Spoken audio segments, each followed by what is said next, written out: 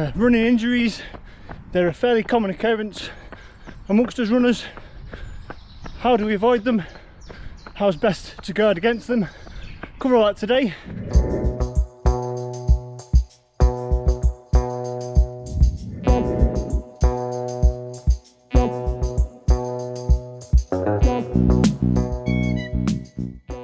So welcome back to Let Running UK. Like I said, today we are going to cover all things injuries, how to avoid them, how to guard against them, and what can we do to try and minimise the risk to ourselves as runners.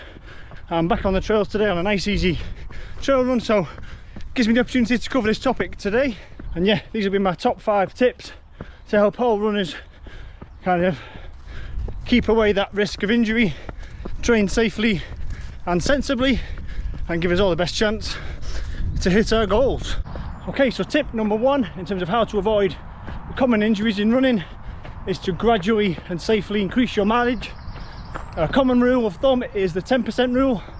So if you ran, I don't know, 20k or 20 miles last week, the following week you can increase that to 22k or 22 miles. So just add on 10% extra from what you did the week before. You can safely do that for a number of weeks, so 22, 24, 26, maybe 28, and maybe after 4 weeks of gradual increments of 10%, drop yourself back down a little bit, so back down to say 25 or 24k or 24 miles, and then back up. And that rule is the same for everyone. If you do 30k, 30 miles, 40k, 40 miles, doesn't matter, anything in between, whatever you ran the previous week, generally don't add on any more than 10% onto the week after, especially if your intensity is quite moderate as well and you're trying to run faster at the same time. You've got to try and gauge the effort levels you're putting in and limit that mileage increase, and don't do massive jumps up. So yeah, we're in the midst of marathon season. I'm actually filming this on the day of the Manchester Marathon and the London Marathon, so good luck to everyone that's running today. Looks like quite a warm one, so enjoy it and embrace the experience. I've not yet run either of those 2 marathons.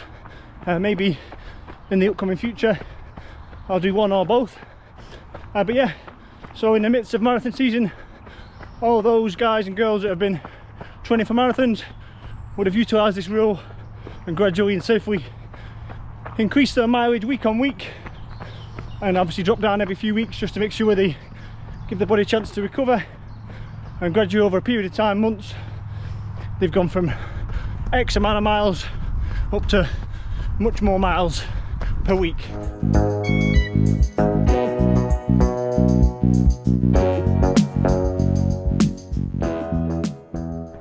Tip number 2, not a popular one probably, and one that I used to kind of ignore quite regularly, is ensure you do a proper warm-up and cool down before and after every run. Again, in my younger days I could probably get away with it. In my 20s I could probably get out the door, go straight into a decent type of workout, finish, walk home, and then crack on with the rest of my day. As further time catches up with you, and me specifically as I'm getting older, I'm picking up a few deficiencies in my body, so now I have to ensure that I definitely do a warm up and cool down to make sure my body's warm, loose and ready for the workout ahead, whatever that might be, and just helps me to prevent picking up a strain, overstretching, etc., or running on cold legs and stressing them more than necessary. So yeah, not popular, but just chuck on a K or a mile or whatever it might be onto the front or the end of a run, get that little warm up done at a steezy conversational pace, nice warm up, do a few strides if you need to, just to get the heart rate spiked. But yeah, ensure you do it. You might not think it at the time, what the benefits, but down the line you will see it when you pick up less strains and stretches and your body's in better condition.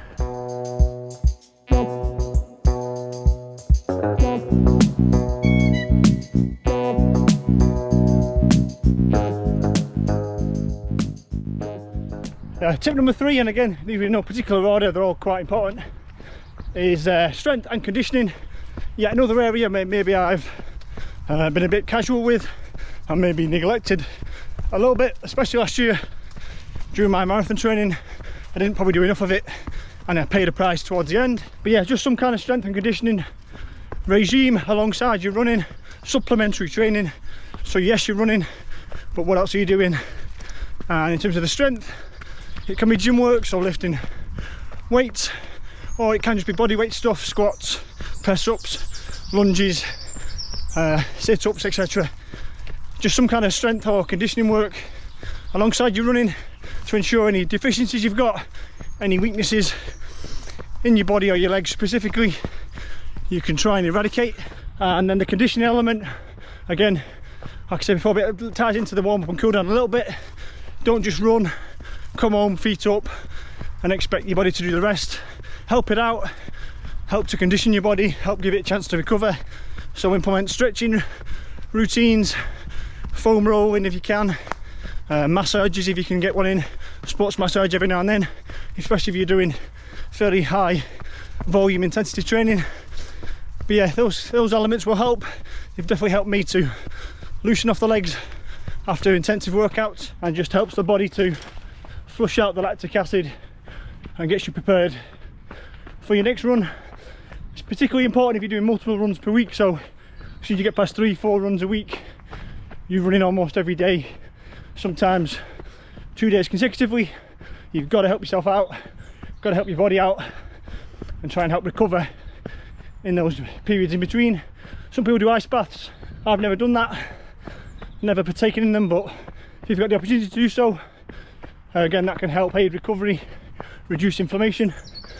So yeah, strength and conditioning, important elements of your running training, not just the running itself.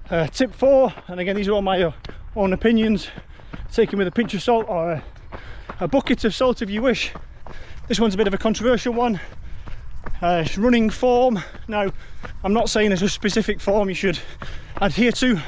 Everyone's completely different. Everyone's got different gait cycles, stride lengths. Everyone can run in their own way.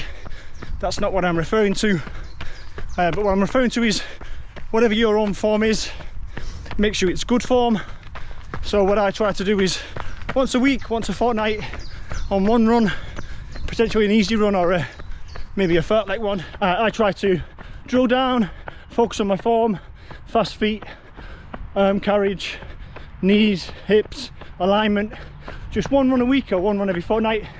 Try and focus on your running form, improve it as best you can. So yeah, make your form as efficient and optimal as possible. Doesn't matter if you're a heel striker, mid-foot striker, forefoot striker. Doesn't matter if you've got high cadence, low cadence, but try and make your own running form as efficient as possible. Why? One, it'll make you a faster runner. If you're efficient and your running form is as good as it can be, high knees, good strong arms, arm carriage, quick fast foot strike. And two, because you're running efficiently, it will help reduce that injury risk, help protect those muscles and joints from all the impact.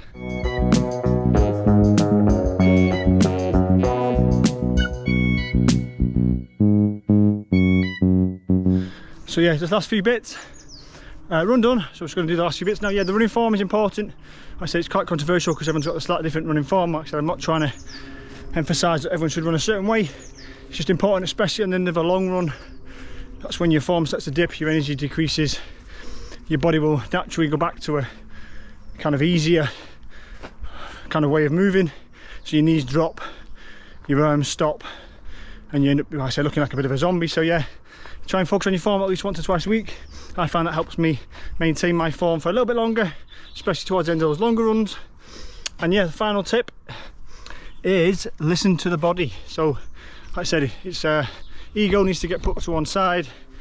Again, we've all probably been guilty of this, but when you pick up a little issue, minor tweak, twinge, strain, whatever it might be, yeah, if you pick up a minor issue, then obviously, like I said, listen to the body. The body's telling you it's there for a reason. Now, my kind of way I approach minor issues, if it's a discomfort, then you're generally probably okay. It's generally when you move into that kind of pain area, so if it becomes a pain or a severe kind of ache, then that's more when you need to kind of heed the warnings, maybe ease off the training, give your body a chance to recover, look at the area and try and improve or strengthen it.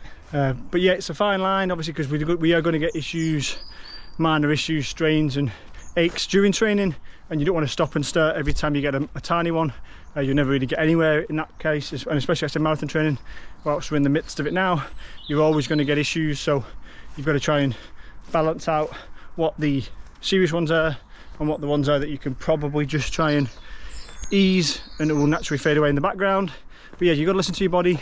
I said the major ones, when you're getting severe pains and strains and running becomes a bit of a chore in terms of like you're in pain most of the time, or afterwards you're getting massive days of recovery, then that's when you probably listen to your body, ease off. It's the best tool you've got in terms of managing your injuries. It will tell you when there's an issue. If you listen to it, it won't steer you far wrong. So yeah, my final bit of advice would be, if you know you've got a deficiency, an area where your body is weakest, focus on it, make it better. It won't get better by itself naturally. If you give it a little bit of focus, you can improve it, strengthen it, and hopefully it'll be a thing of the past. Just so to wrap up now and bring it back full circle, I myself have obviously been guilty of maybe neglecting some of these areas, not heeding any warnings, ignoring issues. I did that especially last year when I was marathon training. I had issues with my hamstrings and my lower legs, Achilles, soleus. They were getting tighter and tighter. I tried to keep stretching it off, continue with my training, and eventually it all came to a head and I got a Achilles tendonitis, high hamstring tendonitis, and my body basically just said that enough's enough, you have to stop, and it did. It caused me to stop. And then I had issues for probably 1 or 2 months after marathon. I had to kind of ease my training down for quite a long period of time to let them recover. So my fault. Again, I've learnt my lesson, hence why I'm making this vlog, to help other runners not make the same mistakes. Again, I've neglected warm-ups and cool-downs in the past. Now I'm not doing as much, in terms of I'm not neglecting them as much, and now I'm again reaping the benefits of that. I'm getting less issues, no real niggles at the minute. I'm healthy at the minute. But yeah, again, strength and conditioning is probably another area I should probably do more on. I'm trying to focus on it. It's just hard to motivate myself, but again, I will pay the price, especially if I start going back into a serious half marathon or marathon training block. It will probably highlight the deficiencies again if I don't work on it. So yeah, that's it as a wrap. They're my top 5 tips in terms of how to avoid injuries, how to hold them off, how best to guard against them. Drop in the comments if I missed anything that you feel has helped you avoid injuries, or has helped put a injury history into the past, if you've had them in the past, in terms of any other training systems or methods you've used to help remove any issues you've had as a runner. Yeah, drop them in the comments, I'd be interested to see them. But yeah, as always, thank you for watching. Hopefully that's been useful. Yeah, happy running, whatever you're doing, all the best. I'll see you all on the next one.